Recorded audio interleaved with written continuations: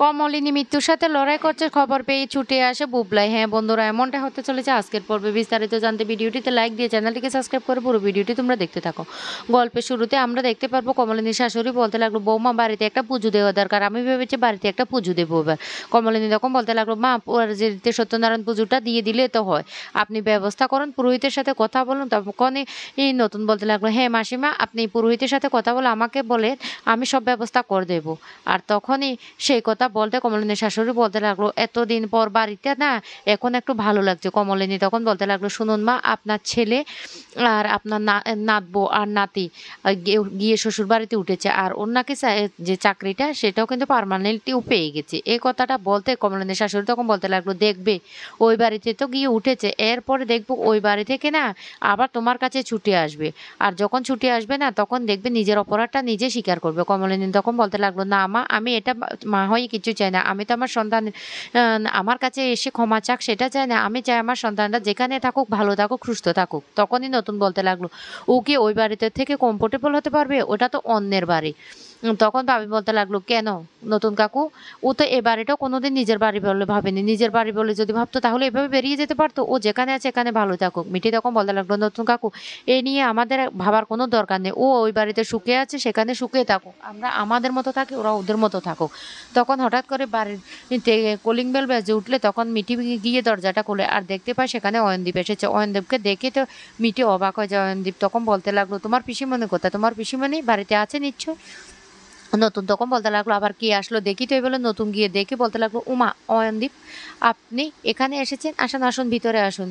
তখন বলতে লাগলো, হ্যাঁ ভিতরে তো আসবো, যেহেতু কথা বলতে এসেছি সেহেতু ভিতরে তো আমাকে আসতেই হবে। এই বলে অয়নদীপ ভিতরে আসে। এরপরে এসে বলতে লাগলো, আমি আসতাম না, কিন্তু এখানে তো আমার শাশুড়ি মা আছে, শ্যালকের বউ আছে, তাই ওদেরকে জানানোর জন্য এসেছি আমার ছেলের বিয়ের কথাটা ঠিক হয়েছে। কুচি তখন বলতে লাগলো, ও ছেলের বিয়ের নিমন্ত্রণ করতে এখানে এসেছো? আমাদের বাড়িতে কি কেউ যাবে না, আমি কিন্তু তোমাকে স্পষ্ট বলে দিচ্ছি। তখন অয়নদীপ বলতে লাগলো, তোমাকে তো যেতে হবে, তোমাকে নেওয়ার জন্য আমি এখানে এসেছি। তখন কুচি বলতে লাগলো, কেন কেন আমাকে নেওয়ার জন্য এসেছো?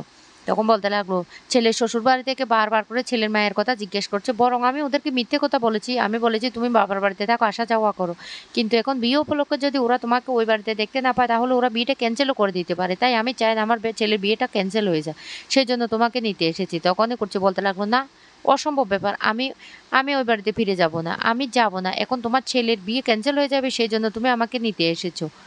তখন বলতে লাগলো, শুনো করছি, আমার সাথে একদম বাড়াবাড়ি করবে না, তুমি এই বাড়িতে পড়ে আছো, তোমার চাকরি করছো, তোমার চাকরির সমস্ত টাকা এই বাড়িতে খরচা করছো, এ নিয়ে তো আমি কোনোদিন মাথা ঘামাইনি, আর ঘামাতে আমি চাইও না, আমি এতটা লুবি না। করছি তখন বলতে লাগলো, আমি এই বাড়িতে পড়ে আছি, আমার টাকা এ বাড়িতে খরচা করবো না, কোথায় খরচা করব। নতুন তখন বলতে লাগলো, শুনো, এখন যুগ পাল্টে গেছে, তুমি এইভাবে একজনের বাড়িতে এসে একটা মেয়েকে অপমান করতে পারো না। তখন বলতে লাগলো, ও সেটা তো তোমাদের দেখে শিখতে পেয়েছি, যুগ যে পাল্টে গেছে। শুনো করছি, তোমাকে একটা কথা বলে রাখি, তুমি চাকরিটা তো ছাড়বে না সেটা আমি বেশ ভালো করে জানি, কারণ চাকরি ওখানে তো তোমার অনেক কিছু আছে।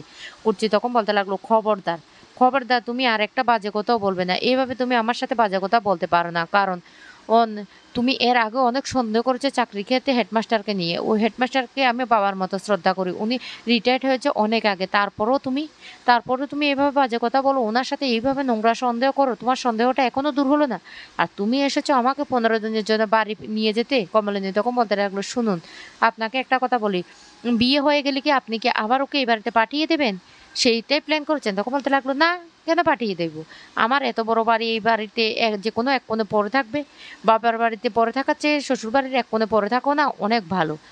আচ্ছা শাশুড়ি মা, আপনি একটু আপনার মেয়েকে বুঝিয়ে দিয়েন তো, কুমাতা কখনো হয় না, কুসন্তান যদিও হয়, তবে আমার সন্তান কুসন্তান না, আমার সন্তান খুব ভালো, আমার সন্তান আশা করেছে তার মা ফিরে আসবে আমি যদি গিয়ে বলি, তাই আমি আমার সন্তানের কথা রাখার জন্য এখানে এসেছি, কিন্তু ও তো যেতে চাইছে না, আমি সবটা গিয়ে খুলে বলবো।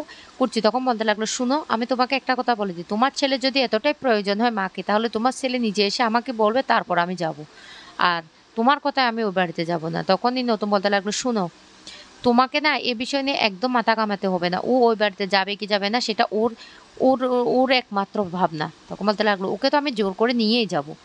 তখন নতুন বলতে লাগলো, শুনো, আমি থাকতে ওকে জোর করে কিছুতে নিয়ে যেতে পারো না। অয়ন তখন বলতে লাগলো, ও এখন তো পাতানো দাদাকে পেয়ে গেছে, ও কি করে যাবে? কমলিনী তখন বলতে লাগলো, হ্যাঁ পাতানো দাদাকে পেয়ে গেছে, পাতানো দাদাই কিন্তু একসময় ওর বিপদের পাশে দাঁড়িয়েছিল, ওকে আশ্রয় দিয়েছিল, তাই ও পাতানো দাদার কথাই শুনবে। তখন নতুন বলতে লাগলো, এবার আপনি আসতে পারেন। আমাদের সিদ্ধান্তটা আমরা জানিয়ে দিয়েছি। অয়ন তখন বলতে লাগলো, ঠিক আছে আমিও গিয়ে আমার ছেলেকে সবটা জানিয়ে দেবো। ওর মা কি বলেছে। কুর্চি তখন বলতে লাগলো, হ্যাঁ জানিয়ে দিও। ছেলে যতক্ষণ না আসবে আমি কিন্তু যাব না। এই বলে সেখান থেকে চলে যায়। এদিকে কমলিনীর শরীরটা বড্ড খারাপ। তখন মিটি বলতে লাগলো, মা তুমি এ নিয়ে একদম টেনশন করো না তো, তোমার শরীরটা অনেক খারাপ। কালকেও তোমার জ্বর এসেছে। আমি কিন্তু স্পষ্ট বুঝতে পেরেছি। কমলিনী তখন বলতে লাগলো, কে বলেছে তোকে? কে বলেছে? মিটি তখন বলতে লাগলো, শোনো মা আমি তোমার সাথে ঘুমোই, তোমাকে জড়িয়ে ধরে ঘুমোই। আমি বুঝতে পারবো না, কে বুঝতে পারবে? তখনই নতুন বলতে লাগলো, কি কমলিনী তোমার শরীরটা এতটা খারাপ, তুমি তো আমাকে একবারও বলোনি।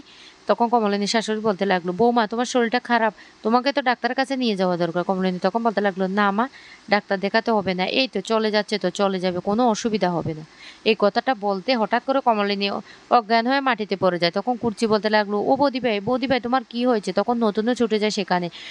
তখন কমলিনীর শাশুড়ি বলতে লাগলো, বৌমা হঠাৎ করে তোমার কি হয়ে গেল, কি হয়ে গেল? এই বলে সবাই খুব কান্নাকাটি করতে থাকে। নতুন তখন বলতে লাগলো, কুর্চি আমাদেরকে এক্ষুনি হাসপাতালে নিয়ে যেতে হবে, কমলিনীর শরীরটা ভালো নেই, বুঝাই যাচ্ছে। এই বলে কমলিনীকে নিয়ে হাসপাতালে ছুটতে থাকে নতুন। ডাক্তারের কাছে নিয়ে গেলে ডাক্তার তখন বলতে লাগলো, পেশেন্টের অবস্থা অনেকটা খারাপ, যত তাড়াতাড়ি সম্ভব ওনাকে অপারেশন করতে হবে। এই কথাটা বলতে নতুন তখন বলতে লাগলো, ওনার কি হয়েছে, কি হয়েছে খুলে বলুন আমাদেরকে। তখন বলতে লাগলো, সব কথা পরে হবে, আগে আমরা রুগীর ট্রিটমেন্টটা করি। এইদিকে মিটি খুব কান্নাকাটি করে নতুন কাকুকে জড়িয়ে ধরে আর বলতে লাগলো, নতুন কাকু আমার মাটা সুস্থ হবে না, আমার মাটা সুস্থ হবে না। নতুন তখন বলতে লাগলো, এই মিটি একদম কান্না করবে না, আমি থাকতে তোর মায়ের কোনো কিচ্ছু হবে না, তুই আমার উপর ভরসা রাখ। এদিকে কমলিনীর শাশুড়িও কান্নাকাটি করে বলতে লাগলো, বৌমাকে আমি অনেক ভুল বুঝেছি, বৌমাকে অনেক কষ্ট দিয়েছি। আজকে বৌমার কি হয়ে গেলো? বৌমার থেকে তো ডাবল বয়স আমার হয়েছে, আমার তো কিচ্ছু হচ্ছে না। কচি তখন বলতে লাগলো, মা তুমি একদম টেনশন করো না, নতুন দা তো আছে, নতুন দা সব কিছু ঠিক করে দেবে। তখন ঠাম্মি বলতে লাগলো, একবার বুবলাইকে খবরটা দিলে ভালো হয় না? তখন কচি বলতে লাগলো, দরকার নেই খবর দেওয়া। নতুন তখন বলতে লাগলো, না বুবলাইকে এই খবরটা জানাতেই হবে, কারণ না হলে বুবলাই পরে আমাদের দিকে আঙুল তুলবে। এমনিই তো বুবলাই সবসময় দোষারোপ করে। তারপরে বুবলাইকে ফোন করে নতুন আর বলতে লাগলো, বুবলাই তাড়াতাড়ি হাসপাতালে, তোর মায়ের অবস্থা খুব খারাপ, আমরা হাসপাতালে নিয়ে এসেছি। বুবলাই তখন বলতে লাগলো, কি বলছো তুমি, কি বলছো? তখনই বলতে লাগলো, হ্যাঁ তুই তাড়াতাড়ি আয়। বর্ষা তখন বলতে লাগলো, না বুবলাই তুমি যেতে পারবে না, তোমার যাওয়ার দরকার নেই। ওই মহিলাকে দেখার জন্য তো তোমার নতুন কাকু আছে, এমনকি ওনার ছেলে মেয়েরা আছে, তুমি কেন যাবে? তখনই বুবলাই প্রচণ্ড রেগে যায় আর বলতে লাগলো, কি বলছো তুমি, কি বলছো বর্ষা? আমার মায়ের এতটা শরীর অসুস্থ, আমি যাব না? তখনই বর্ষা বলতে লাগলো, কেন? তোমার মা এতদিন পর্যন্ত তোমাকে এতটা কষ্ট দিয়েছে। তখন বলতে লাগলো, যত কষ্ট হোক না কেন, ও আমাকে জন্ম দিয়েছে, আমি যাব, আমি তোমার কথা কোনো কথাই শুনবো না। এই বলে বর্ষার কোনো কথা না শুনে নতুন হাসপাতালে ছুটে আসে। কিন্তু এসে দেখতে পায় কমলিনী এর অবস্থা খুব খারাপ। তখন বুবলাই খুব কান্নাকাটি করতে থাকে। তখনই মিটি বলতে লাগলো, এখন আর কান্নাকাটি করে কি করবি দাদা ভাই? তুই তো মায়ের কোনো কথাই শুনতি না, সবসময় মায়ের দিকে আঙুল তুলেছিস, মায়ের আজকে এই পরিণতির জন্য তুই দায়ী। বুবলাই উনি বলতে লাগলো, কেন? আমি কেন দায়ী? আমি মাকে আবার কি করছি? তখন বলতে লাগলো, তোর জন্য চিন্তা করতে করতে আজকে মায়ের এমন অবস্থা হয়েছে, তুই সবসময় মাকে কথা শুনিয়ে যেতি, কোনোদিন মায়ের দুঃখটা তুই বুঝলি না। বুবলাই তখন বলতে লাগলো, আমি বুঝিনি, আমি তো সবসময় বুঝেছি, কিন্তু মাকে তো বোঝানোর চেষ্টা করেছি। মা মা তো আমার কোনো কথা শুনতো না। এরপরে বুবলাই মা মা বলে চিৎকার করে কাঁদতে থাকে, কিন্তু কমলিনী কোনো সাড়া দেয় না। তখনই বুবলাই বলতে লাগলো, ও মা, মা তুমি একবার চোখ খোলো, আমি কোথাও যাব না, আমি তোমার কাছে থাকবো, তুমি একবার চোখ খোলো।